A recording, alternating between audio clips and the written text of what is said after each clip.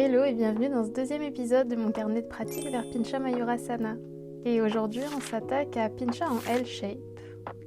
Donc on commence sans plus tarder avec l'échauffement qui est très similaire, quasi pareil que la dernière fois dans le premier épisode. Donc je commence ici à chauffer mes épaules avec une sangle, quelques chavages sur les avant-bras, j'ai rajouté des mouvements de protraction, rétraction des épaules. Ensuite j'enchaîne avec puppy pose, coude plié, bras tendus et un petit peu de mobilité des épaules en balasana pour travailler ici ma flexion d'épaule.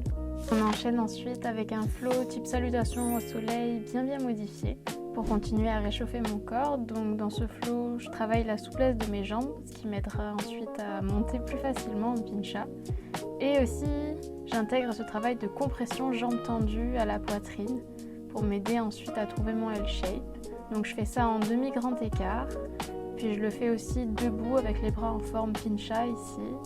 Et je reprends ces salutations de l'autre côté. On passe ensuite à quelques drills. On travaille du L-shape d'abord au sol, en agrippant un bloc derrière moi, puis au mur. Et au mur, donc une petite chute est arrivée. Mais j'étais très contente de cette chute parce que ce qui m'empêche de me décoller du mur, c'est vraiment la peur de tomber ici, de voir que mon corps est capable de chuter et que je peux bien me rattraper. Ça m'a vraiment rassurée. Et on termine cette petite routine avec une exploration au mur, donc du L-shape.